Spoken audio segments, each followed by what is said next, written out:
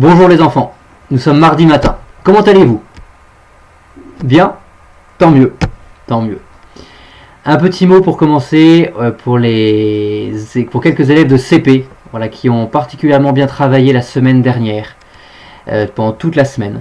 Voilà, maîtresse Jeanne voulait féliciter spécialement Soufiane, Bara, Jocelyn et Lockman, qui ont fait de beaux efforts la semaine dernière pour travailler tous les jours, donc bravo à eux. Et maîtresse Jeanne voulait spécialement mettre à l'honneur Soufiane, qui travaille très bien dans toutes les matières, qui fait de beaux efforts et qui fait de son mieux pour progresser et pour bien travailler. Bravo Soufiane, vous montrez un bel exemple à vos camarades, donc continuez comme cela. Merci Soufiane. Nous voulions également avec maîtresse Jeanne encourager Ajar, qui a fait des efforts hier lundi pour se mettre au travail, pour faire de son mieux. Donc continuez comme cela Ajar, voilà, c'est important. Continuez, ne baissez pas les bras, c'est bien. J'ai remarqué également que certains élèves n'hésitaient pas à mettre leur uniforme pour travailler. Ça me semble être une bonne chose. Ça peut donner également une bonne idée pour ceux qui ont plus de mal à se mettre au travail. Donc n'hésitez pas à mettre votre uniforme, comme monsieur le directeur, voilà, qui met son uniforme pour vous raconter l'histoire d'Henri Guillaumet tous les matins. Ça peut être une bonne chose pour vous aider à travailler et pour vous mettre en condition d'élève.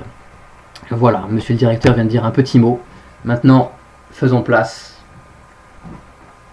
aux guerriers morts de la tribu des Ergiba, pour reprendre l'histoire de nos deux pilotes que nous avons laissés hier matin.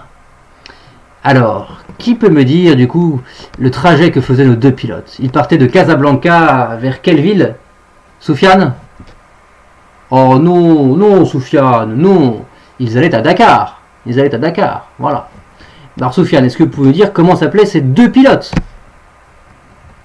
Très bien Soufiane, effectivement, bravo, vous avez bien écouté.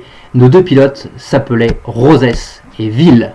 Voilà, il ne s'agissait pas d'Henri Guillaumet, mais bien de Rosès et Ville. Ces deux pilotes sont donc partis de Casablanca en avion, survolaient le désert de Mauritanie, et malheureusement un des avions est tombé en panne, a dû se poser sur le sable pour voir ce qu'il en était, et le deuxième avion avait rejoint, c'était également posé à côté, sans couper le moteur. Et vous comprendrez tout à l'heure pourquoi cette précision est importante, de ne surtout pas couper le moteur.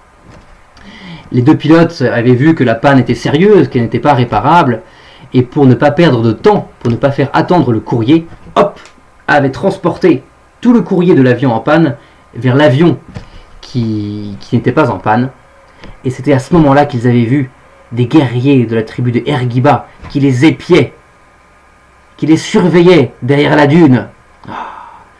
Et du coup, le pilote, alors que je me souvienne, c'était le pilote Rosès qui avait essayé de parler, qui s'était approché pour parlementer avec eux. Alors il disait quelques mots en arabe, et tout d'un coup, les guerriers, hop, lui ont sauté dessus, l'ont attrapé. Voilà, Rosès avait essayé de s'extirper, de gesticuler pour se sauver, il n'y était pas parvenu.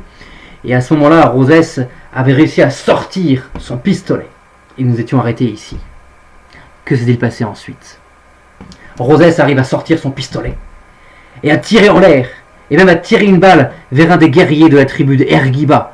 Et le guerrier blessé tombe par terre. Rosès arrive à se dégager des bras des autres guerriers.